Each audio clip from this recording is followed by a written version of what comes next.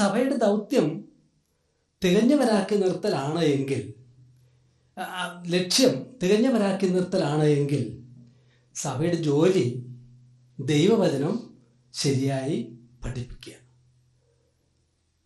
എന്നോട് സംസാരിക്കണമെന്ന് പറഞ്ഞിരിക്കുന്ന വിഷയം അതാണ്. അത് സംബന്ധിച്ച് ഞാനുള്ള സമയത്ത് ഞാൻ പറയാൻ ശ്രമിക്കാം.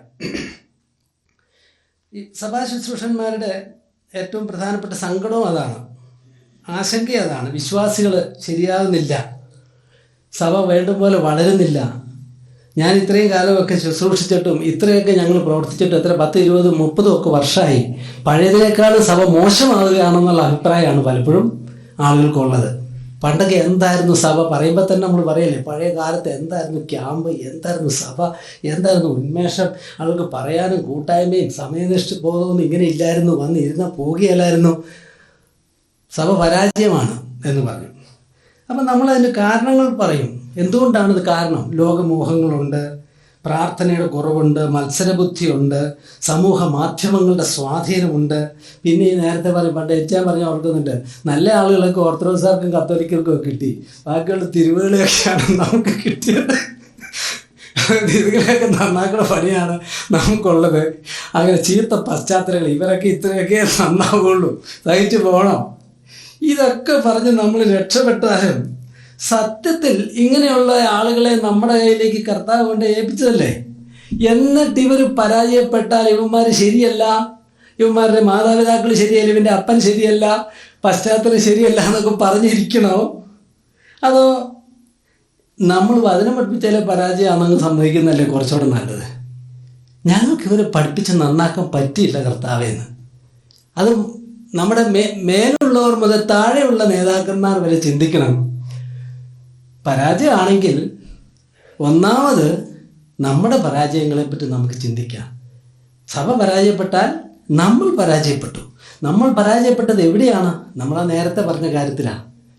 ദൈവത്തിൻ്റെ വചനം പറഞ്ഞിവർക്ക് ബോധ്യമാക്കുന്നതിൽ പരാജയം. ബോധ്യം വന്നാൽ ഇവർ മാറും, പിന്നെ മാറ്റാൻ പോകേണ്ട കാര്യമില്ല. അതിനുള്ള നമ്മുടെ പരാജയം. ഇപ്പോൾ ഒരു സ്കൂളിൽ വിദ്യാർത്ഥികളെല്ലാം തോൽക്കുകയാണെങ്കിൽ അതിൻ്റെ പ്രധാന കാരണം എന്താ? അതിൻ്റെ പ്രധാന കാരണം കെട്ടിടമില്ലാത്തത് കൊണ്ടോ? പല കാരണങ്ങളുണ്ടെങ്കിലും പ്രധാന കാരണം എന്താ? ടീച്ചേഴ്സ് ശരിയല്ല. അതുകൊണ്ട് നമ്മൾ സ്കൂൾ മാറ്റൂലേ? അതാണല്ലോ നമ്മൾ പ്രധാന അധ്യാപകരെ. അതുകൊണ്ടല്ലേ, അവർക്ക് വിവരമില്ലാത്തതുകൊണ്ടല്ലേ ഈ പിള്ളേരെ ഇങ്ങോട്ട് ഏൽപ്പിച്ചേ. അല്ലാതെ വിവരമുള്ളവരാണെങ്കിൽ ഇവരെ കൊണ്ടുവരുന്നുണ്ടല്ലോ. ബോധമില്ലാത്ത പിള്ളേരെ ഇവരുടെ കൊണ്ട് ഏൽപ്പിക്കുമ്പോൾ പറഞ്ഞത് ഇവന്മാർക്ക് ബോധമില്ല, ഇവർക്ക് ബോധമാക്കണം, അത് ഞങ്ങൾ ഏറ്റവും പറഞ്ഞല്ലേ ഇത് ചെയ്തത്. എന്നിട്ട് അവസാനം ഇവരെല്ലാം പരീക്ഷയ്ക്ക് തോറ്റു പോകുന്നു. അപ്പോൾ ഈ സ്കൂൾ മാറ്റുന്ന സാറന്മാർ ഗുണമില്ലാന്ന് വിചാരിക്കണം. അങ്ങനെയെങ്കിൽ നമ്മുടെ കയ്യിലേക്കല്ലേ ഇതിൻ്റെ ഉത്തരവാദിത്വം വരിക?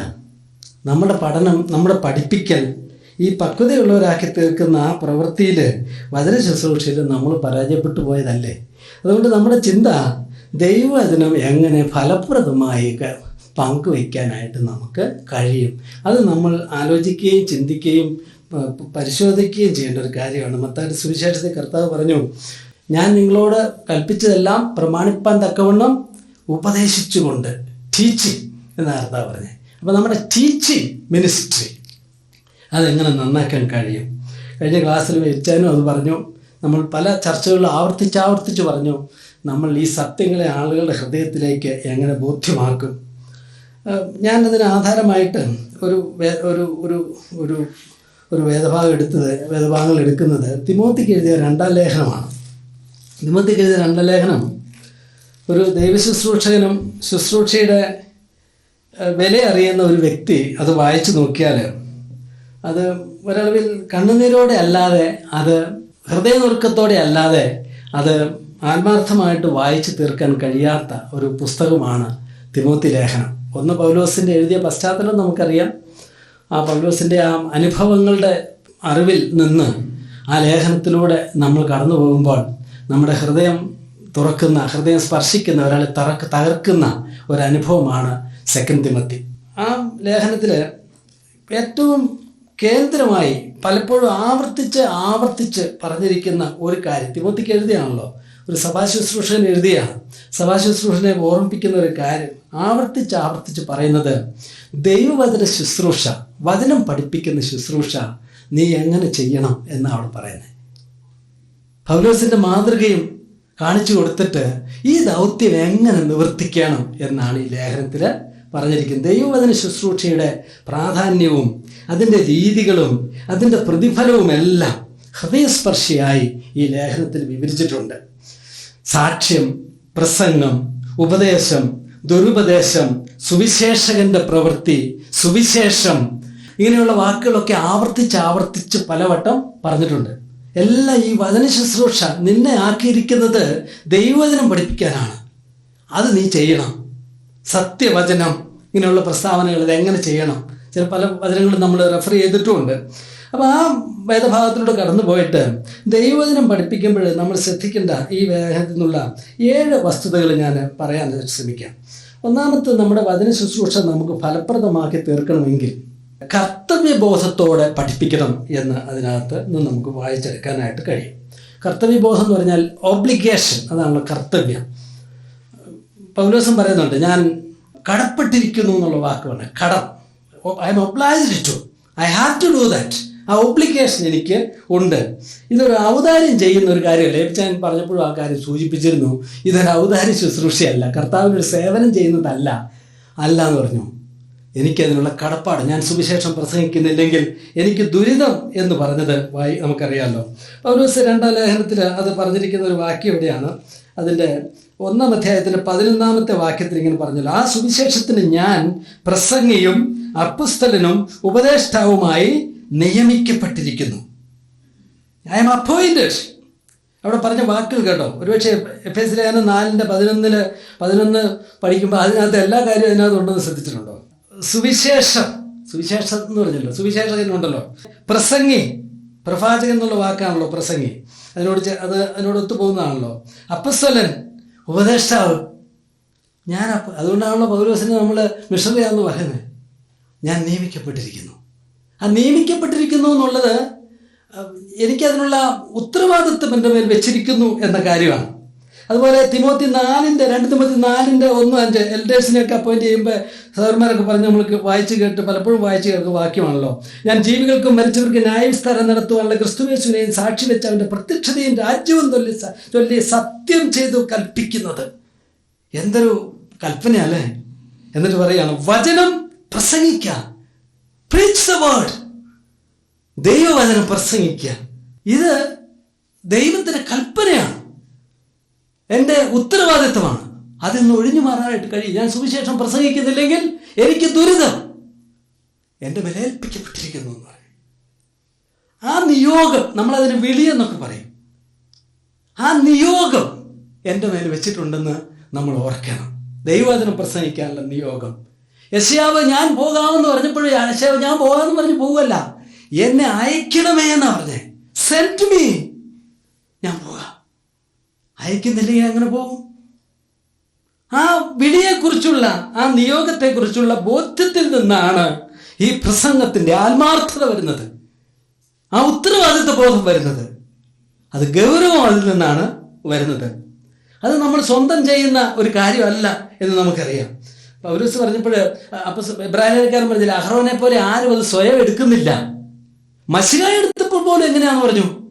സ്വയം അല്ല, ഏൽപ്പിച്ചതാന്ന് പറഞ്ഞു.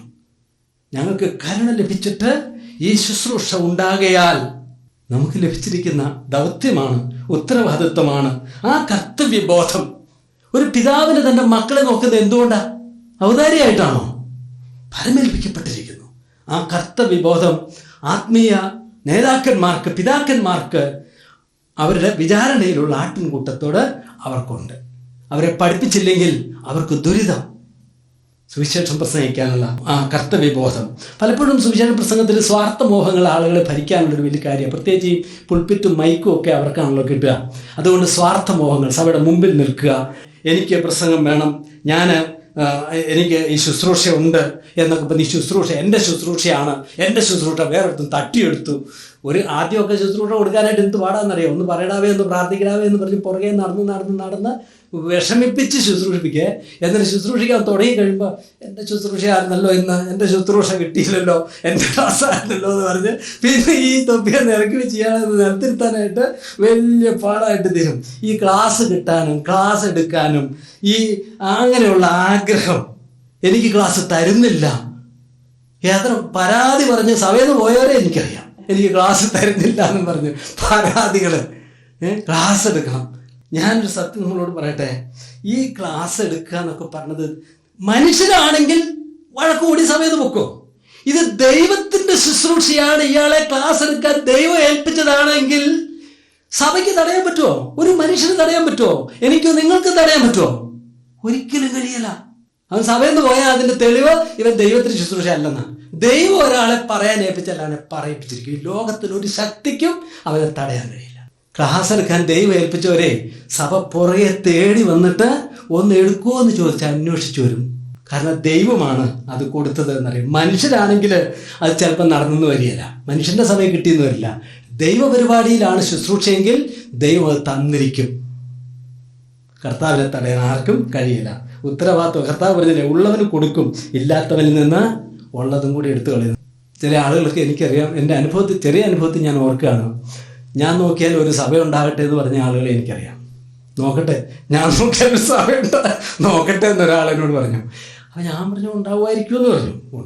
നോക്ക്, ശരിക്കും നോക്കെന്ന് പറഞ്ഞു.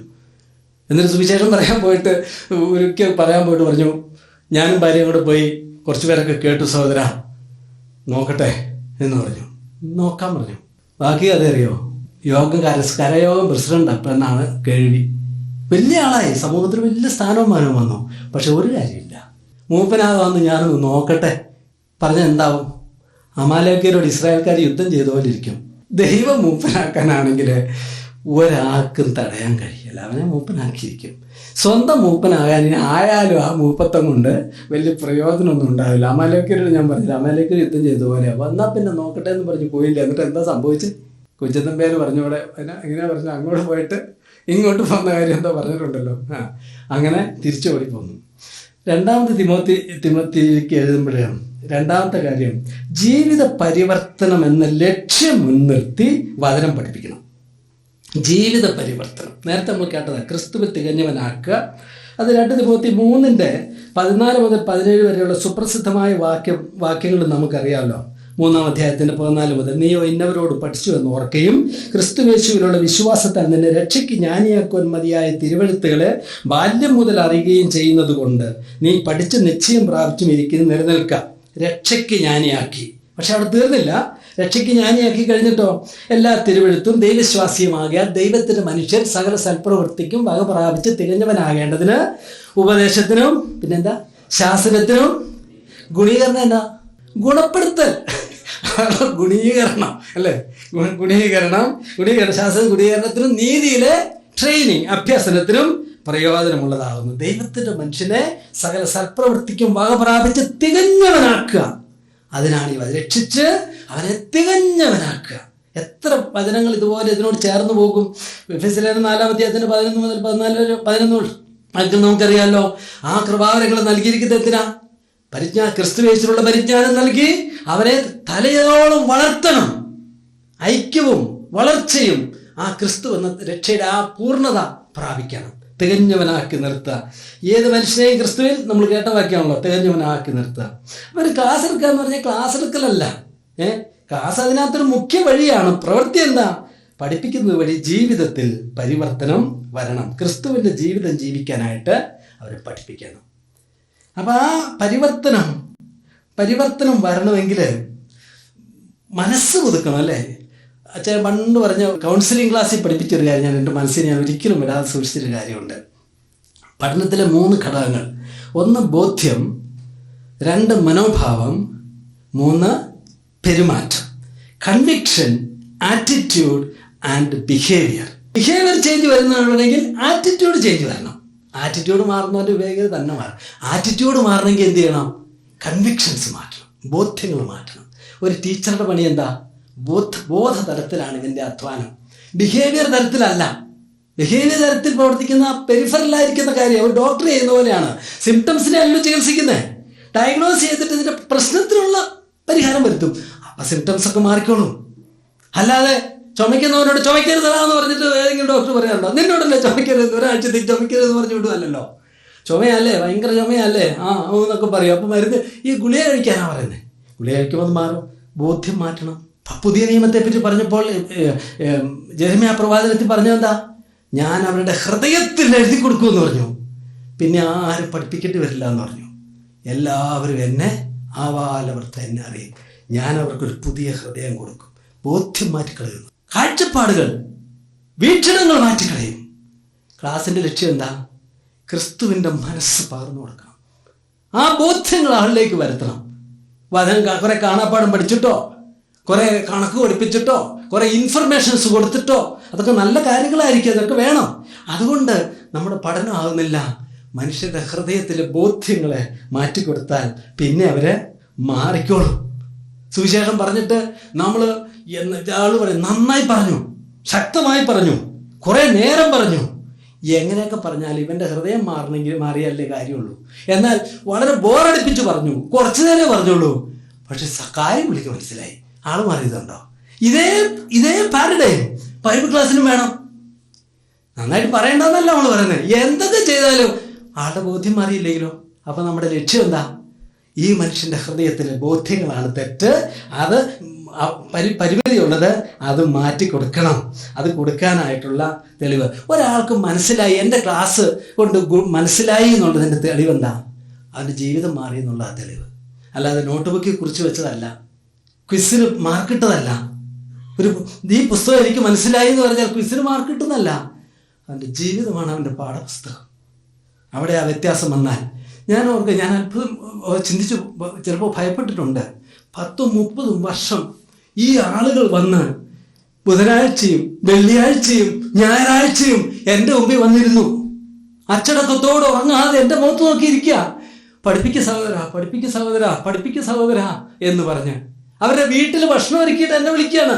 ഞങ്ങളെ പഠിപ്പിക്കുക സഹോദര, ഞങ്ങൾ തയ്യാറാണ് പഠിപ്പിക്കാന്ന്.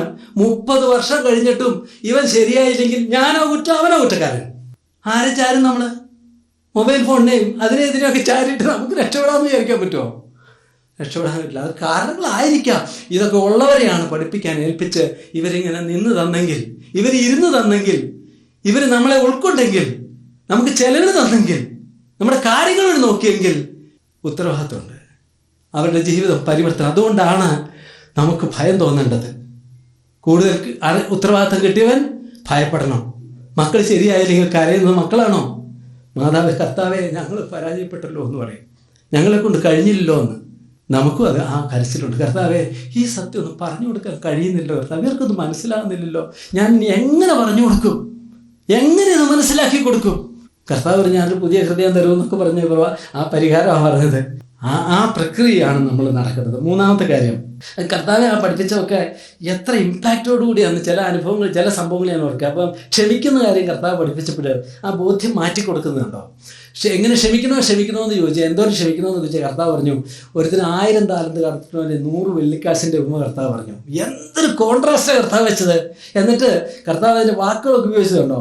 ആ 100 വെള്ളിക്കാശ് കിട്ടാത്തവൻ വന്നപ്പോൾ അവൻ്റെ തൊണ്ടയ്ക്ക് പിടിച്ച് ഞെക്കി, എന്നിട്ട് ചോദിക്കാം, പൈസ എവിടെയാണ് എൻ്റെ പൈസ തരാവേ എന്നൊക്കെ പറയാമായിരിക്കും.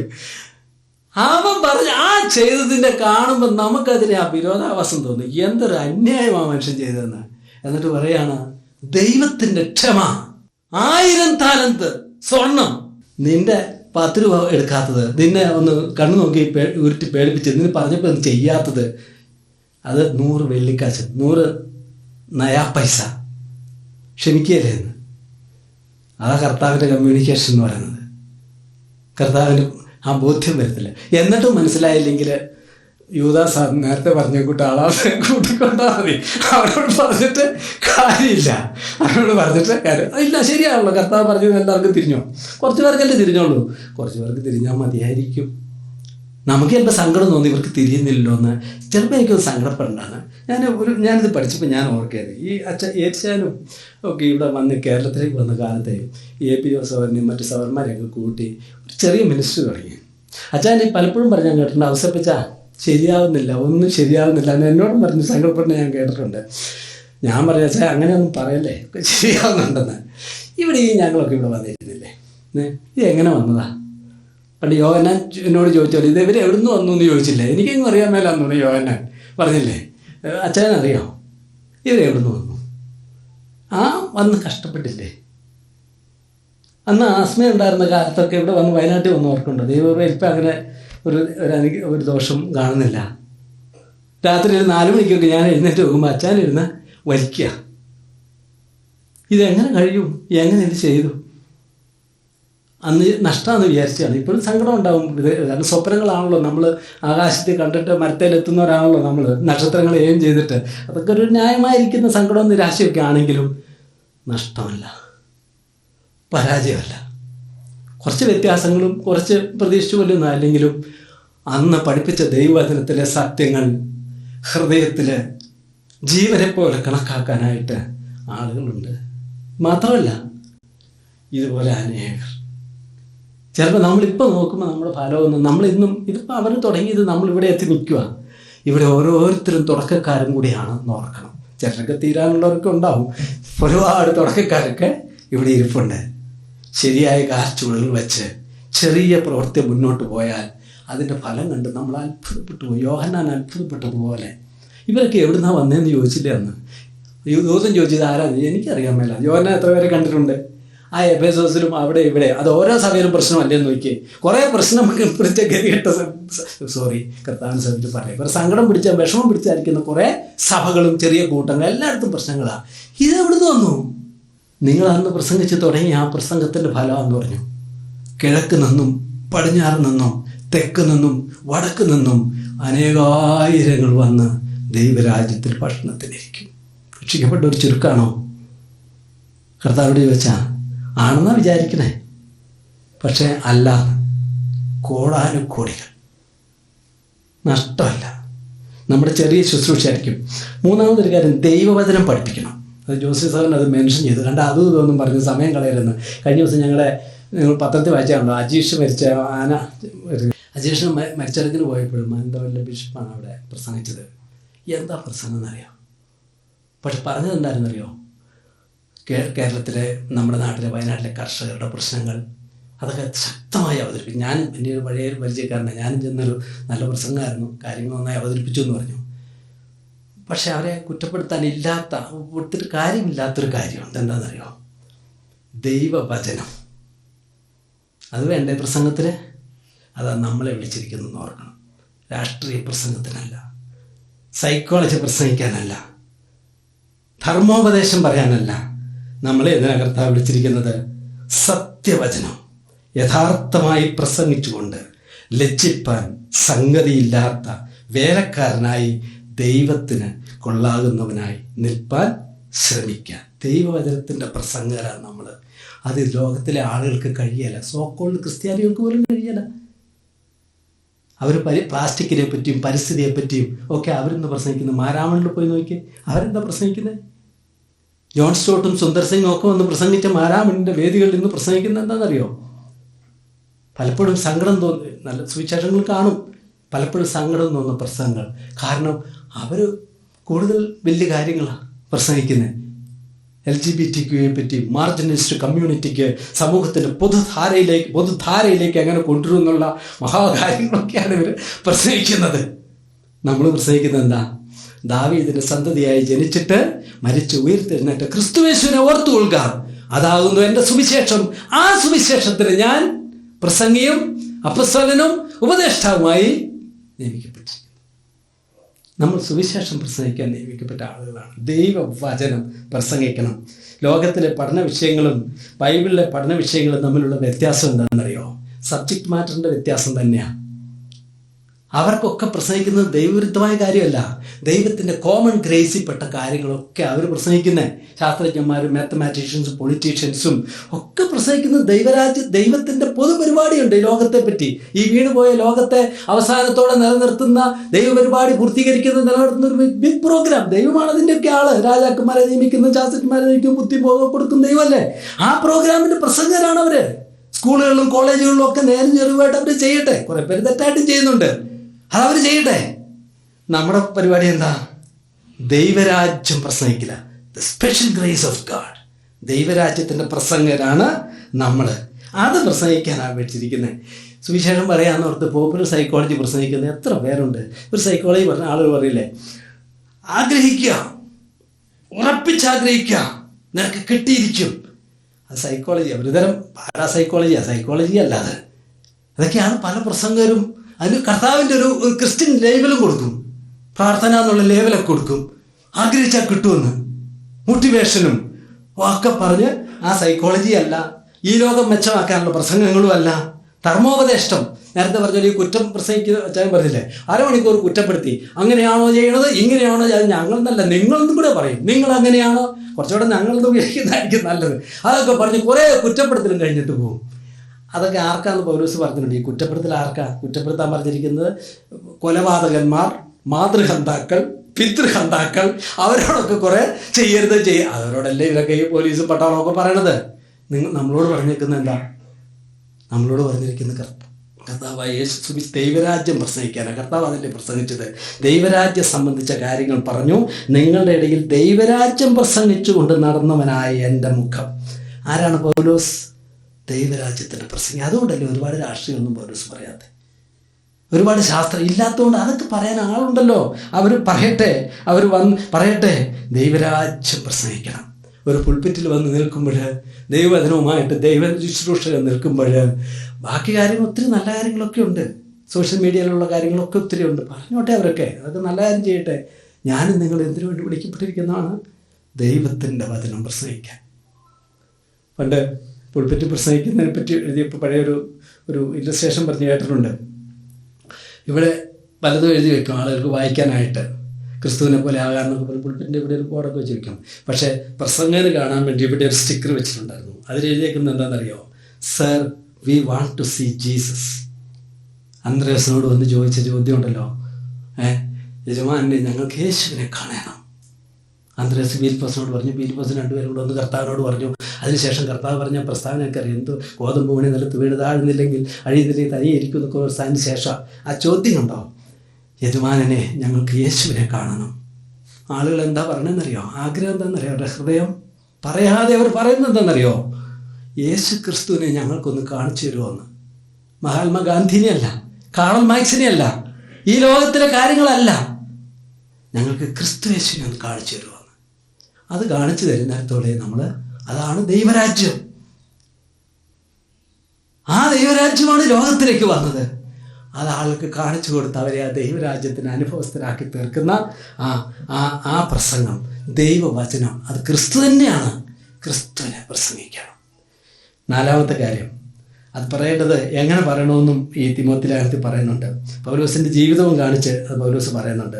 2 തിമോത്തി 3:10 വാക്യത്തിൽ അപ്പോസ്തലൻ പറയുന്നത്, നീയോ എൻ്റെ ഉപദേശം, നടപ്പ്, ഉദ്ദേശം, വിശ്വാസം, ദീർഘക്ഷമ, സ്നേഹം, സഹിഷ്ണുത എന്നിവയും അന്ത്യോക്യയിലും ലുസ്ത്രയിലുമൊക്കെ എനിക്ക് സംഭവിച്ച ഉപദ്രവവും കഷ്ടാനുഭവവും കണ്ടറിഞ്ഞിരിക്കുന്നു. ഞാൻ എന്തെല്ലാം ഉപദ്രവം സഹിച്ചു, അതിലെല്ലാത്തിനും കർത്താവ് എന്നെ പിടിവിച്ചു. നീ എല്ലാം കണ്ടിട്ടുണ്ടല്ലോ എന്ന് പറഞ്ഞു. പൗലോസ് 3-ാം അധ്യായത്തിൻ്റെ 14 വാക്യത്തിൽ പറയാം, നീയോ ഇന്നവരോട് പഠിച്ചു എന്ന് ഓർക്കുകയും. 2 കൊരിന്ത്യർ 4:7 വാക്യത്തിൽ പൗലോസ് തിമോത്തിയെ പറ്റി എഴുതുകയാണ്. എന്നെ അനുകരിപ്പിനെന്ന് പറഞ്ഞിട്ട് അതിൻ്റെ 4:17 രസമായിട്ട് എഴുതിയിരിക്കുന്നത്. തിമോത്തിയെ പറ്റി എഴുതുന്നത്, പക്ഷേ ഇത് നിമിത്തം കർത്താവിൽ വിശ്വസ്തനും എൻ്റെ പ്രിയ മകനുമായ തിമോത്തിയോസിനെ നിങ്ങളുടെ അടുക്കൽ അയച്ചിരിക്കുന്നു.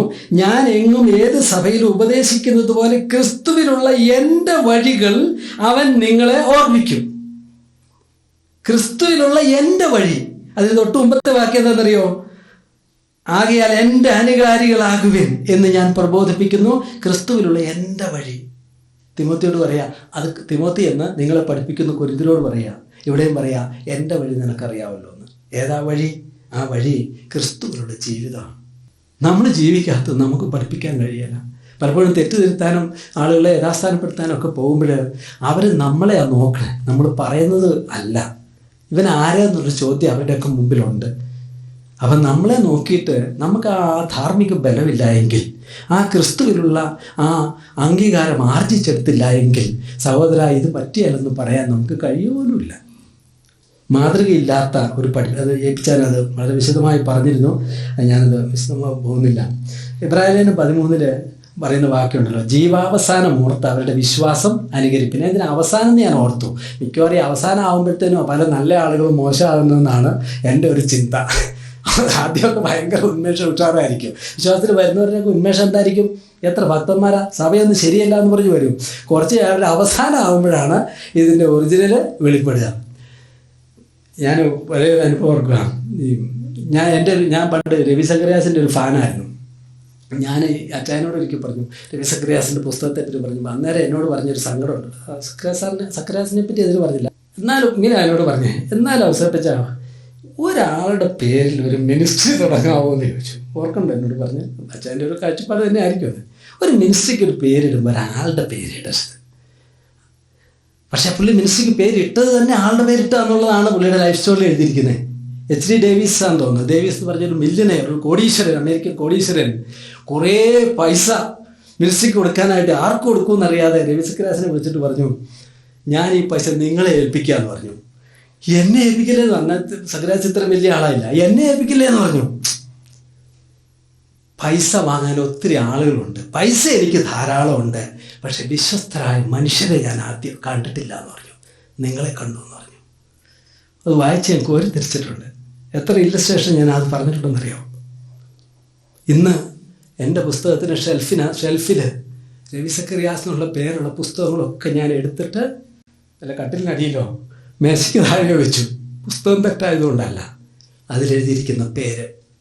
ഓ, രവി സക്രിയാസിൻ്റെ ആളല്ലേ. ജീവാവസാനം ഓർത്ത് അവരുടെ വിശ്വാസം അനുകരിപ്പിൻ. സങ്കടമായിപ്പോയി, ദുരന്തമായിപ്പോയി അല്ലേ. അനേകം വീണുപോയ ഒരു വഴിയിലാണ് നമ്മളൊക്കെ നടക്കുന്നതെന്ന് നമ്മളെപ്പോഴും ഓർത്തോണം. ഒരു വാക്കൊന്ന് തെറ്റിയാൽ, ഒരു സ്പർശനം ഒന്ന് തെറ്റിപ്പോയാൽ, ഒരു നോട്ടം ഒന്ന് തെറ്റിയാൽ നമ്മൾ പണിത് വെച്ച സാക്ഷ്യത്തിൻ്റെ കൊട്ടാരമൊക്കെ ഇടിഞ്ഞു പോകും. ആകയാൽ സൂക്ഷ്മത്തോടെ, അജ്ഞാനികളായിട്ടല്ല ജ്ഞാനികളായിട്ട് തന്നെ നടപ്പാൻ നോക്കുവിൻ. നമ്മുടെ ജീവിതം അതാണ് നമ്മുടെ ഉപദേശം എന്ന് മഹാത്മാഗാന്ധി പറഞ്ഞ് നമുക്ക് ഓർക്കാം. കർത്താവ് തീർച്ചയായിട്ടും അതായിരുന്നു. ജീവിക്കുന്നതിനേക്കെല്ലാം അപ്പുറം നമുക്ക് ആർക്ക് ഇമ്പാക്റ്റ് ചെയ്യാൻ കഴിയും, പറയാൻ പറ്റുമായിരിക്കും, ഒച്ചയിട്ടാക്കാൻ കഴിയുമായിരിക്കും. നമ്മുടെ അടുത്തുള്ള ദൂരെയുള്ളവരൊക്കെ ഒരു പക്ഷെ കേട്ടേക്കാം. അടുത്തുള്ളവർ, അതല്ലേ നമ്മുടെ ചർച്ച എന്ന് പറഞ്ഞാൽ നമ്മുടെ അടുത്തല്ലേ. 4 കണ്ണും തുറന്ന് നമ്മളെ നോക്കിക്കൊണ്ടിരിക്കുമല്ലേ, ഹൃദയം തുറന്നിട്ട്. അവരെ സ്വാധീനിക്കണമെങ്കിൽ, അവരെ തിരുത്തണമെങ്കിൽ, അവരെ വചനം കർത്താവായ യേശു ക്രിസ്തുവിനെ അവർക്ക് കാണിച്ചു കൊടുക്കണമെങ്കിൽ അതിൻ്റെ മുഖാന്തരം ഈ നാവല്ല, ഈ ജീവിതം. നിങ്ങൾ എനിക്ക് സാക്ഷികൾ. നാവൊക്കെ അതിൻ്റെ കൂടെ വരുന്ന, സംസാരമൊക്കെ കൂടെ വരുന്ന കാര്യമാണ്. ജീവിതം പകരലാണ്. അത് കൂട്ടായ്മയിലൂടെ, ഞങ്ങളുടെ കൂട്ടായ്മയോ പിതാവിനോടാണ്, നിങ്ങൾക്ക് ഞങ്ങളോട് കൂട്ടായ്മ. That is Christian teaching, Christian education. 5ാമത്തെ കാര്യം, സമർത്ഥമായി പഠിപ്പിക്കുക. അത് അച്ഛൻ പറഞ്ഞ ക്ലാസ്സിൽ അതുണ്ട്. വെറുതെ പറഞ്ഞാൽ പോരാ, നമ്മൾ പറയുന്ന കാര്യം ആളുകൾക്ക് മനസ്സിലാകുന്ന പോലെ പറയണമെങ്കിൽ സാമർഥ്യം വേണം. ഉപദേശിപ്പാൻ സമർത്ഥരായ വിശ്വസ്ത മനുഷ്യർ. 2ാമത്തെ വാക്യം, സത്യവചനത്തെ യഥാർത്ഥമായി പഠിപ്പിച്ചു. Rightly dividing the word. ശരിയായ പഠനം പഠിപ്പിക്കണം. കൃപാവ് നിന്നിലുള്ള എൻ്റെ 2:1-6 നിന്നിലുള്ള എൻ്റെ കൈവെപ്പിനാൽ നിന്നിലുള്ള ദൈവത്തിൻ്റെ കൃപാവരം ജ്വലിപ്പിക്കണം. മൂപ്പന്മാരുടെ കൈവെപ്പോടെ നിന്നിലുള്ള കൃപാവരം ജ്വലിപ്പിക്കണം. വരം ഉണ്ടായാൽ പോരാ, അതിനെ ജ്വലിപ്പിക്കണം. ഇതിനൊക്കെയല്ലേ പരിശീലനം എന്ന് പറയുന്നത്. അപ്പം ആ പരിശീലനം നമുക്ക് വേണം. നേരത്തെ പറഞ്ഞ വാക്കുണ്ടല്ലോ, ശ്രമിക്കുക എന്നുള്ള വാക്ക്, സ്പൂഡോ എന്നുള്ള വാക്ക് ബി ഡിലിജന്റ് എന്നുള്ള വാക്കാണ്. ജ്വലിപ്പിക്കുന്നത് തന്നെയാണ്. അത് ഒരു കത്തലിൽ നിന്ന് വന്ന ഒരു കാര്യമാണ്. അത് വർദ്ധിപ്പിച്ചു കൊണ്ടുവരണം. ഈ ക്ലാസ്സിന് തന്നെ എന്ത് പാടുകഴിച്ചായിരിക്കും ആളുകൾ വന്ന്, നിങ്ങൾ തന്നെ എത്ര പേരെ നിർബന്ധിച്ചിട്ടായിരിക്കും കൊണ്ടുവന്ന്, വരുവോ വരില്ലേ എന്നൊക്കെ പറഞ്ഞിട്ട് അവസാനം കല്യാണത്തിന് വിളിക്കുന്ന പോലെ ഇങ്ങനെ വിളിച്ച് കൊണ്ടുവന്ന് വരിക. ഞാൻ പണ്ട് IBS പോണ കാര്യത്തിന് പോയിക്കൊണ്ടിരുന്ന കാലത്ത് ഒരു വരാത്തൊരു സഹോദരൻ, എൻ്റെ നോട്ടത്തിൽ പുള്ളി വരേണ്ട ഒരാളാണ്, മുതിർന്ന ഒരാളാണ്. അല്ല സഹോദര, IBS വരുന്നത്, ഞാൻ എത്ര IBS കൂടിയതാണോ എന്ന് പറഞ്ഞു എന്നോട്. ഞാൻ എത്ര പഠിച്ചതാ, ഞാൻ നാണിച്ചു പോയി. ഞാൻ എന്നെ പോലെയുള്ള പൊട്ടന്മാർക്കുള്ളത് IBS, ഇയാളെ പോലെയുള്ള എന്നിട്ട് ചില കഥകളും പറഞ്ഞു എന്നോട്, ഈ പഠിച്ച കഥ. ശരിയായിരിക്കട്ടെ, എനിക്ക് അദ്ദേഹത്തെ ജഡ്ജ് ചെയ്യാനൊന്നും പറ്റില്ല. പഠിച്ചതായിരിക്കും, ഇത്തിരി പഠിച്ചിട്ടുണ്ടാകും. ഞാൻ ഇന്ന് ഓർക്കുക, ഈ പഠനങ്ങളുടെ അനുഗ്രഹം ചത്താലും പഠിക്കുമെന്ന് ഞാൻ വിചാരിക്കണം, മരിച്ചാലും കുറേ കൂടെ പഠിക്കാം. കാരണം ഇത് ദൈവവചനമല്ലേ. കണക്ക് സയൻസുമാണ് ഈ പഠിച്ച് തീർന്നു പോകും. ഇത് തീരുമോ? കർത്താവിനെ എത്ര പഠിച്ചാലും തീരുക? അതല്ലേ ദൈവവചന പഠനം. ഈ ചർച്ചകളും ഈ ചിന്തകളും ഈ ആലോചനകളും അതില്ലാതെ പോകുന്നില്ല. അതിന് ഉറക്കം വരെ വരാറില്ല പലപ്പോഴും. ആളുകൾ ചിലപ്പോൾ പറയും പണ്ടൊക്കെ ഭയങ്കര ഉന്മേഷമായിരുന്നു ക്രിസ്ത്യ ജീവിതത്തിൽ, ഇപ്പം അത് കുറഞ്ഞു പോയി അല്ലേ സഹോദര എന്ന് പറയുമ്പോൾ എനിക്ക് തോന്നി കുറഞ്ഞു പോയോ? അതെവിടെയോ കുറഞ്ഞെന്നാ എൻ്റെ ഒരു ചിന്ത. ചിലപ്പോഴേ ദൈവകൃപയായിരിക്കും അത്. കുറച്ചുകൂടെ കൂടുതലല്ലേ ഇത്?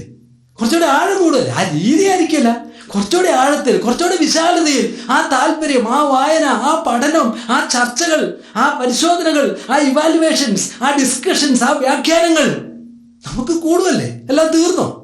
ചില ആളുകളൊക്കെ പറയും അന്ന് പഠിച്ചത്, അന്ന് അബ്രഹാം AP ജോസഫിനൊക്കെ പഠിച്ചത് last word of the theology എന്ന പോലെയാണ്. ലാസ്റ്റ് വേർഡ് ആയിരിക്കുന്നൊക്കെ ആയിരിക്കട്ടെ. പഠിച്ചത് so dynamic a thing, no? എന്തോ ഒരു പഠനങ്ങൾ. Bible is the last word, not theology. ദൈവവചനമാണ് അവസാന വാക്ക്. തിയോളജികളൊക്കെ നമുക്കറിയാം 1-ാം നൂറ്റാണ്ട് മുതൽ ഇന്ന് വരെ അതെന്തോരും പരിണാമങ്ങൾക്കും വ്യത്യസ്തതകൾക്കും പുനർചിന്തകൾക്കും വിചിന്തനങ്ങൾക്കും ഒക്കെ ഈ ഡിസ്പെൻസേഷൻസ് വന്നപ്പോൾ ഡാളസുകാർ സെമിനാർ തുടങ്ങിയപ്പോൾ ലോകത്തിലെ ദൈവശാസ്ത്രമായിട്ട് പറയും. ഇന്ന് ഡാളസിൽ എത്ര പേരുണ്ടെന്ന് അറിയാമോ ഡിസ്പെൻസേഷൻ വിശ്വസിക്കാനായിട്ട്? സത്യം തള്ളിയതല്ല, ബൈബിൾ തള്ളിയതല്ല. ഇത് വ്യാഖ്യാനങ്ങൾ, ആ ആലോചനകൾ, ഇതൊക്കെ മാറാത്ത ചിലതുണ്ട്. ഒരിക്കലും മാറാത്ത അടിസ്ഥാനമൊന്നും മാറാനായിട്ട് കഴിയല്ല. പക്ഷെ മാറാവുന്ന പലതും ഉണ്ട്. അതൊക്കെയല്ലേ നമ്മുടെ ചർച്ചകളൊക്കെ, ഈ പഠനമൊക്കെ അത് തുടർന്നുകൊണ്ടിരിക്കും. ഒരു ട്രെയിനിങ് ക്ലാസ് എത്ര പ്രയാസപ്പെട്ട ആളുകളൊക്കെ ചെയ്യുന്നത്. സമയം എല്ലാം കല്യാണ സദ്യക്ക് വിളിച്ച പോലെയാ. ഞാൻ 5-6 കാളേനെ വാങ്ങി, ഞാൻ ഇന്നലെ കല്യാണം കഴിച്ചതേ ഉള്ളൂ, അല്ലെങ്കിൽ അങ്ങനെയാണ് ഇങ്ങനെയാണ് എങ്ങനെ. അപ്പം നമുക്ക് തോന്നുന്നു എൻ്റെ പൊന്നു സഹോദര വരല്ലേ, ഇതൊക്കെ ഞങ്ങളെപ്പോലെയുള്ള പണിയില്ലാത്തവർക്കും കല്യാണം കഴിക്കാത്തവർക്കും കാളയില്ലാത്തവർക്കും കഴുതിയില്ലാത്തവർക്കും ഒക്കെ ഉള്ള പരിപാടികളാണ്. അയ്യോ, ഇത്രയും ജോലിയുള്ള ആൾ എങ്ങനെ വരും? ഇങ്ങനെ ഒരു സർക്കാർ ജോലി ചെയ്യുന്ന ആൾ എങ്ങനെ ഇതിന് വരാൻ കഴിയും? എങ്ങനെ ഇത്രയും ജോലിയൊക്കെ ഉള്ള ആൾ ഈ കാപ്പി മുളകൊക്കെ ഉള്ള വരാൻ പറ്റും? വരല്ലേ, അത് ഞങ്ങൾ വല്ലതൊക്കെ ചെയ്തോളാം എന്ന് പറയാൻ തോന്നിപ്പോകും. വരില്ല കേട്ടോ, ആളുകൾ വരില്ല.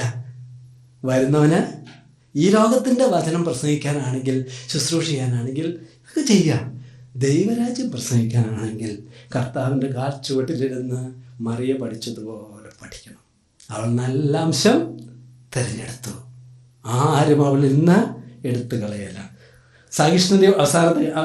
സഹിഷ്ണുതയോടെ പഠിപ്പിക്കണം. കർത്താവിൻ്റെ 2:24-26 എത്ര രസമായിട്ട് അത് പറഞ്ഞിരിക്കുന്നു നോക്കിയാൽ. കർത്താവിൻ്റെ ദാസൻ ശണ്ടയിടാതെ എല്ലാവരോടും ശാന്തനും ഉപദേശിപ്പാൻ സമർത്ഥനും ദോഷം സഹിക്കുന്നവരുമായി എത്ര ഇരിക്കേണ്ടത്. വിരോധികൾക്ക് ദൈവം സത്യത്തിന്റെ പരിജ്ഞാനത്തിനായി മാനസാന്തരം നൽകുമോ എന്നും പിശാചിനാൽ പിടിപെട്ട് കുടുങ്ങിയവരാകിയാൽ അവർ സുബോധം പ്രാപിച്ചവന് കെണിയിൽ നിന്ന് ഒഴിഞ്ഞ് ദൈവേഷ്ടം ചെയ്യുമോ എന്നും വെച്ച് അവരെ സൗമ്യതയോടെ പഠിപ്പിക്കേണ്ടതുമാകുന്നു. പഠനത്തെ പറ്റിയല്ലേ പറഞ്ഞേക്കുന്നതൊക്കെ? പഠനത്തെ പറ്റിയാണ് പറഞ്ഞിരിക്കുന്നത്, പഠിപ്പിക്കില്ല.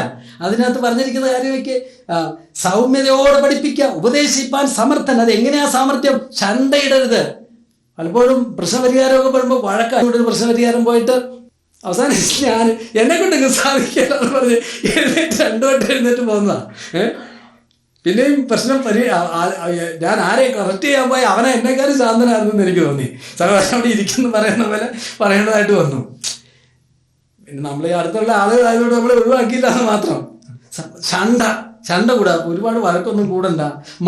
തർക്കം, ഇതൊക്കെയല്ലേ പലപ്പോഴും ഇതൊക്കെ സംഭവിക്കുന്നത്, തർക്കങ്ങൾ. ശാന്തനായിരിക്കണം, സൗമ്യം, ദോഷം എന്നിട്ട് എല്ലാം ശരിയായി കഴിയുമ്പോഴും ഇവൻ ഗുണമില്ല എന്ന് പറയും. ദോഷം സഹിക്കുന്നവനുമായിട്ട് ഇരിക്കാൻ പറഞ്ഞു. എനിക്ക് ആ അത്തിവൃക്ഷം വെട്ടിക്കളയാൻ വന്നപ്പോൾ ആ വേലക്കാരൻ പറഞ്ഞ വാക്ക് ഭയങ്കര ഹൃദ്യമായിട്ട് തോന്നിയിട്ടുണ്ട്. യജമാനൻ പറയാം, കടിതാണ് പോട്ടെ എന്ന് പറഞ്ഞു, വെറുതെ പാഴാക്കുന്ന എന്തിനാന്ന് പറഞ്ഞു. അവൻ പറയുന്നത് നോക്കിയേ, 1 വർഷം കൂടെ ഞാൻ നിർത്തിക്കോട്ടെ, 1 year ജസ്റ്റ്, ഞാനതിൻ്റെ ചുവട് കിളച്ച് വളമിടാം, ഒരുപക്ഷെ ഫലം തന്നാലോ. ഏത് കഠിന യജമാനാണെങ്കിലും എന്നാ പിന്നെ നീ പറയുന്ന പോലെ അങ്ങ് ചെയ്യ് എന്ന് പറയേണ്ടി വരും. മോശ അങ്ങനെയായിരുന്നു, വെട്ടിക്കളയാൻ പറഞ്ഞു. മോശ പറയാ, പ്ലീസ് നിന്റെ പേരല്ലേ ചീത്തയാണെന്ന് ചോദിച്ചു. രാജാവിനേക്കാളും വലിയ രാജഭക്തി എന്നൊക്കെ നമ്മൾ പറഞ്ഞു കേട്ടിട്ടേ ഉള്ളൂ. ചിലപ്പോഴേ ദൈവം പോലെ അത്ഭുതപ്പെട്ടാ ഇവൻ എന്നെക്കാളും എടുക്കണമല്ലോ എന്ന് ചിലപ്പോൾ ചോദിച്ചു പോകുമോ എന്ന് സംശയിക്കുമാറാ മോശ പറയുന്നത്. ഞാൻ നിർത്തിക്കോട്ടെ എന്ന്. കർത്താവ് പറഞ്ഞെന്താ? എന്നിട്ട് മോശ പറയുന്നുണ്ട്, ഞാൻ നിങ്ങൾക്ക് വേണ്ടി കരഞ്ഞു, പ്രാർത്ഥിച്ചു. നിങ്ങൾക്കറിയാവുമെന്ന്. ഞാനാണ് ഇവരൊക്കെ പ്രസവിച്ചതെന്നാണ് മോശ ചോദിച്ചത്. അങ്ങനെയൊക്കെ ചോദിക്കുന്നുണ്ട്. ഒരു വർഷം നമ്മുടെ പണി എന്താ? സൗമ്യത, ദീർഘക്ഷമ. ഒരു വർഷം കൂടെ ഒന്നോടെ ചുവട് കളിക്കണം കേട്ടോ. ചുമ്മാ ഒരു വർഷം എന്ന് പറഞ്ഞാൽ വീട്ടിൽ പോയി കിടന്ന് ഉറങ്ങിയാൽ പോരാ. അത് കഴിഞ്ഞ് പിന്നെ അവർ നല്ല കൂന്താരി തോമ്പിയൊക്കെ വാങ്ങിച്ചിട്ട് ആ ചോടൊക്കെ കളിച്ച് പുതിയ പൈപ്പിങ്ങും സിസ്റ്റമൊക്കെ വെച്ചിട്ട് ഇറിഗേഷനും, ലിഫ്റ്റ് ഇറിഗേഷനും, ഡ്രിപ്പ് ഇറിഗേഷനും എല്ലാ ഇറിഗേഷനും ഒക്കെ അവർ തുടങ്ങി. അതല്ലേ നമ്മൾ ചെയ്യണേ. അതൊക്കെ ചെയ്താൽ കായ്ക്കാത്ത പല വർഷങ്ങളും വരും. പിന്നെ തീരെ കായ്ക്കാത്തതാണെങ്കിൽ വെട്ടിക്കളയും. കർത്താവും വെട്ടിക്കളയുന്നല്ലോ. കായ്ക്കാത്ത കമ്പിനെ വെട്ടിക്കളയും. കായ്ക്കുന്നതിന് പിന്നെയും പലരും കായ്ക്കുന്നതിന് വെക്കും. ദോഷം സഹിക്കുന്നവരുമായിട്ട് അങ്ങനെ ചെയ്യണമെന്ന് പറഞ്ഞു. ഓക്കെ, വേറൊരു വാക്യം കൂടെ വായിക്കാം. ഉപദേശത്തിൽ നിർമ്മലതയും ഗൗരവവും ആക്ഷേപിച്ചുകൂടാത്ത പഥ്യവചനവും. പഥ്യവചനം എന്ന് പറഞ്ഞാൽ സൗണ്ട് ഡോക്ടറിൻ എന്നാണ്. സൗണ്ട് എന്ന് പറഞ്ഞാൽ നല്ലതെന്നുള്ള മാത്രമല്ല, പഥ്യം അവിടെ ഉദ്ദേശിക്കുന്നത് ഒരു ഹോൾസം ഡോക്ടർ എന്നാണ്. ഒരു സമഗ്രമായ, നേരത്തെ നമ്മൾ പറഞ്ഞ ലോകവീക്ഷണം എന്ന് പറഞ്ഞാൽ ക്രിസ്ത്യൻ വേൾഡ് വ്യൂ, ആ ബോധ്യം, ആ സമഗ്രമായ കാഴ്ചപ്പാട്. നമ്മൾ ഈ ട്രെയിനിങ് ക്ലാസ്സിനൊക്കെ കൂടണം, തിയോളജി പഠിക്കണമെന്നൊക്കെ ആളുകളോട് പറയുമ്പോൾ അതെന്തിനാണെന്നൊക്കെ ചോദിക്കുന്നൊരു കാര്യം എന്നറിയാം. ദ ഹോൾസംനെസ് ഓഫ് ദ ഡോക്ടർ, അതിൻ്റെ ഒരു സമഗ്രത കിട്ടണം. ഒരു കാര്യം ഊന്നി പറയുമ്പോൾ മറ്റേ കാര്യം ശരിയല്ല. ചില നല്ല പ്രസംഗകർ പറയുമ്പോൾ പോലും ഞാൻ ശ്രദ്ധിച്ചിട്ടുണ്ട്, തിയോളജി പഠിച്ചിട്ടുണ്ടോ എന്ന് സംശയമുണ്ടെന്ന് തോന്നിയിട്ടുണ്ട്.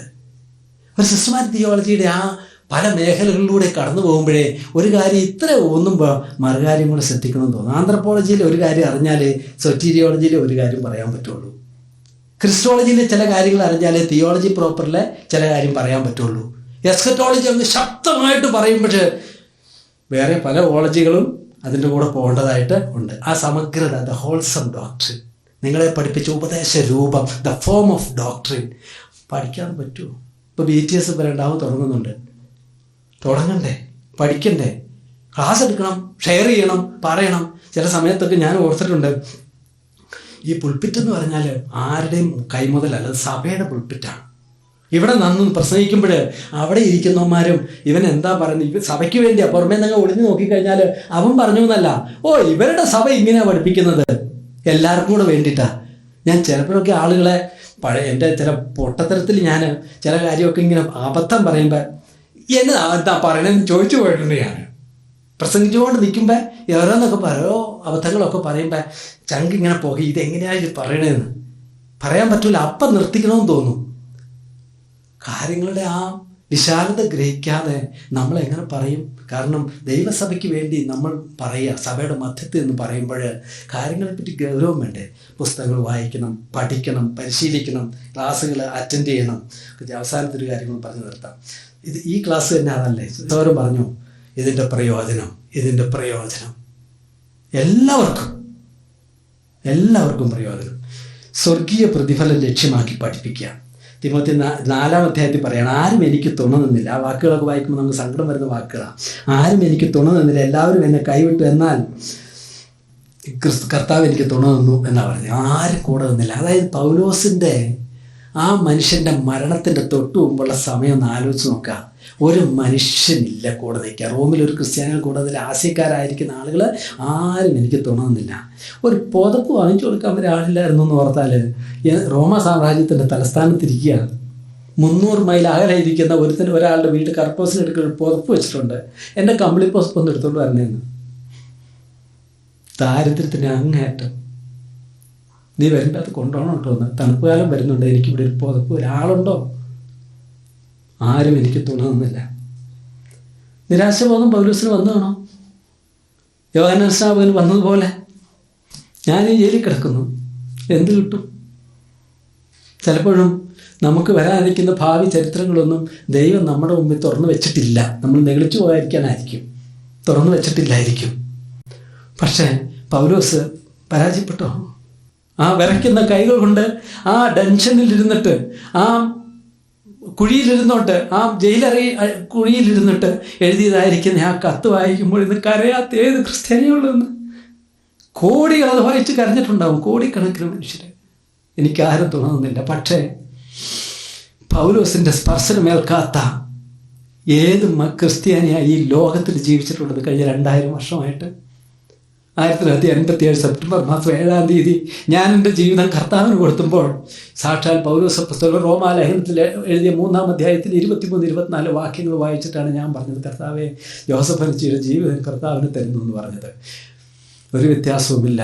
എല്ലാവരും പാപം ചെയ്ത് ദൈവ തേജസ്സില്ലാത്തവരായി തീർന്ന അവൻ്റെ കൃപയാൽ ക്രിസ്തു യേശുവിൻ്റെ സൗജന്യമായ നീതി വീണ്ടെടുപ്പ് പോലെ സൗജന്യമായ എത്ര നീതീകരിക്കപ്പെട്ടിരുന്നത്. എനിക്കും വേണം ആ രക്ഷ. പൗലോസ് വിജയിച്ചോ? പരാജയപ്പെട്ടോ? അതാണ് പൗലോസ്. പ്രതിഫലം നമ്മൾ അളക്കണ്ട. മനുഷ്യരുടെ അംഗീകാരമല്ല, ആരും കൂടെ നിൽക്കുകയല്ലായിരിക്കും. പൗലോസിൻ്റെ ഉപദേശം കേട്ട് രക്ഷിക്കപ്പെട്ടവർ അനേകരുണ്ട്. പൗലോസ് പറയുമ്പോൾ ഈ ചാർജ് ചെയ്യുന്ന സമയമുണ്ടല്ലോ, പ്രസംഗിക്കാം, അതിൻ്റെ ജീവികൾക്കും മരിച്ചവർക്കും ന്യായവിസ്താരം നടത്തുവാനുള്ള ക്രിസ്തു യേശു വരാനിരിക്കുന്ന കാര്യമാണ്. അതിൻ്റെ അവസാനം ഞാൻ നല്ല ഓട്ടം ഓടി വിശ്വാസം കാത്തു എന്ന് പറഞ്ഞിട്ട് പറയുകയാണ്, നീതിയുള്ള ന്യായാധിപതിയായ കർത്താവ് ആ ദിവസത്തിൽ എനിക്ക് തരും, എനിക്ക് മാത്രമല്ല അവൻ്റെ പ്രത്യക്ഷതയിൽ പ്രിയം വെച്ച് ഏവർക്കും കൂടെ. ദൈവവചനത്തിൻ്റെ പ്രസംഗകരാണ് നമ്മൾ. അത് വിശ്വസ്തയോടെ ചെയ്താൽ അതിൻ്റെ അവസാനത്തെ വാക്യമുണ്ടോ, കർത്താവിൻ്റെ സകല ദുഷ്പ്രവൃത്തിയിൽ നിന്ന് വിടുവിച്ച് തൻ്റെ സ്വർഗീയ രാജ്യത്തിനായി രക്ഷിക്കും, അവൻ എന്നേക്കും മഹത്വം. രക്ഷിച്ചോ? മരിച്ച് ക്രിസ്തുവിനോടുകൂടിയിരിക്കുന്ന പൗലോസ് നഷ്ടം വരില്ല. ഈ ലോകത്തിന് വേണ്ടി ചെയ്യുന്ന കാര്യങ്ങളൊക്കെ ഈ ലോകത്തിൽ ഗുണം ചെയ്യുമായിരിക്കും. നഷ്ടം, നല്ല കാര്യത്തിന് നഷ്ടം വരികയല്ല, പ്രതിഫലമുണ്ട്. ദൈവരാജ്യത്തിന് വേണ്ടി ചെയ്യുന്ന കാര്യങ്ങൾക്ക് ദൈവരാജ്യത്തിൻ്റെ പ്രതിഫലം, അത് നിത്യരാജ്യം, സ്വർഗീയ രാജ്യത്തിലുള്ള പ്രതിഫലം. ഈ സത്യം തിരിച്ചറിഞ്ഞ് ദൈവവചന ശുശ്രൂഷ ഉത്തരവാദിത്വ ബോധത്തോടുകൂടെ വിശ്വസ്തയോടുകൂടെ അതിൻ്റെ അർത്ഥം എന്തെന്ന് മനസ്സിലാക്കി ജീവിത പരിവർത്തനം ലക്ഷ്യമാക്കി സൗമ്യതയോടെ, വിശ്വസ്തയോടെ, സാമർഥ്യത്തോടെ, എഫിഷ്യൻ്റായി, സഹിഷ്ണുതയോടെ, ദീർഘക്ഷമയോടുകൂടെ നമുക്ക് ചെയ്യാം. ഈ ലേഖനത്തിൽ നിന്നൊരു വാക്കുകൂടെ വായിച്ച് ഞാൻ അവസാനിപ്പിക്കാം. 2 തിമോത്തി 2:20-21 വാക്യങ്ങളിൽ പൗലോസ് പറയുന്ന വാക്യമുണ്ടോ? 20-21. എന്നാൽ ഒരു വലിയ വീട്ടിൽ പൊന്നും വെള്ളിയും കൊണ്ടുള്ള സാമാനങ്ങൾ മാത്രമല്ല, മരവും മണ്ണും കൊണ്ടുള്ളവയുമുണ്ട്. ചിലത് മാന്യകാര്യത്തിനും ചിലത് ഹീനകാര്യത്തിനും ഉപയോഗിക്കുന്നു. ഇവയെ വിട്ടകന്ന് തന്നെത്താൻ വെടിപ്പാക്കുന്നതിന് വിശുദ്ധവും ഉടമസ്ഥന് ഉപയോഗവുമായി നല്ല വേലയ്ക്കൊക്കെയും ഒരുങ്ങിയിരിക്കുന്ന മാനപാത്രമായിരിക്കും. ഈ വാക്യം എന്താണെന്ന് ഞാൻ പലപ്പോഴും ചിന്തിച്ചിട്ടുണ്ട്. കൃത്യമായ ഉപദേശമാണോ എന്ന് എനിക്ക് അറിഞ്ഞുകൂടിയല്ലോ. എനിക്കതിൽ നിന്ന് കിട്ടിയ ഒരു ഒബ്സർവേഷൻ ഞാൻ പറയാം. ഒരു വലിയ വീടെന്ന് പറഞ്ഞാൽ ഏതാണെന്നറിയോ? ദൈവത്തിൻ്റെ ഈ പ്രപഞ്ചമാണ് വലിയ വീട്. വലിയ വീടാണ്. അവിടെ ഒരുപാട്, ഇനി ഭൂമി എന്ന് കേൾക്കാം, അതിൽ കാര്യങ്ങൾ നടക്കുന്ന ഇവിടെയാണല്ലോ. അവിടെ ഒരുപാട് പരിപാടികൾ നടക്കുന്നുണ്ട്. ഈ ഭൂമിയിൽ ഒരുപാട് ജോലിക്കാർ ദൈവമാക്കി, രാജാക്കന്മാരെ ആക്കിയിട്ടുണ്ട്, ടീച്ചേഴ്സിനെ ആക്കിയിട്ടുണ്ട്, ഡോക്ടേഴ്സിനെ ആക്കിയിട്ടുണ്ട്, അവരെ ആക്കിയിട്ടുണ്ട്, ഇവരെ ആക്കിയിട്ടുണ്ട്, ഒരുപാട് പരിപാടികൾ ഒക്കെ ചെയ്തിട്ടുണ്ട്. ഒത്തിരി കാര്യം. അതിന് ഹീനകാര്യവും മാന്യകാര്യവും. അതേതാത്? ഹീനം എന്ന് പറഞ്ഞാൽ ചീത്ത കാര്യമൊന്നല്ല, താഴ്ന്ന കാര്യവും ശ്രേഷ്ഠമായ കാര്യം. ഏതാ താഴ്ന്ന കാര്യം? ഈ ലോകത്തിൻ്റെ കാര്യത്തിന് വേണ്ടി ചെയ്ത അവസാനം നശിച്ചു പോകുന്ന എല്ലാ കാര്യവും താഴ്ന്ന കാര്യം, ഹീനകാര്യം. എന്നാൽ ചില ആളുകളെ ഈ ഹീനകാര്യം ചെയ്യുന്നവരെ മാറ്റിവെച്ചിട്ട് മാനകാര്യത്തിനായിട്ട് മാറ്റിവെച്ചു. മാനപാത്രം, നല്ല ഉടമസ്ഥന ഉപയോഗവുമായി നല്ല വേലയ്ക്കൊക്കെ ഒരുങ്ങിയിരിക്കുന്ന മാനപാത്രം. അവരാരാത്? അവരാണ് നമ്മൾ. ദൈവരാജ്യത്തിന് വേണ്ടി അതിശ്രേഷ്ഠമായിരിക്കുന്ന ദൗത്യം നിർവഹിക്കാൻ വേണ്ടി മാറ്റിവെക്കപ്പെട്ട ആളുകൾ. മറ്റുള്ളവരും അവരവരുടെ വേലകളാണ് ചെയ്യുന്നത്. ഈ പാത്രം അതിനുവേണ്ടി മാറ്റിവെക്കപ്പെട്ടതാണ്. അതുകൊണ്ട് ആ തിരിച്ചറിവോട് കൂടെ നമുക്ക് നമ്മുടെ ശുശ്രൂഷകൾ നമുക്ക് ചെയ്യാം. വചനം പഠിപ്പിക്കാം. സമയത്തും അസമയത്തും ഒരുങ്ങിയവർക്കല്ലേ സമയത്തും അസമയത്തും പഠിക്കാൻ പറ്റുള്ളൂ.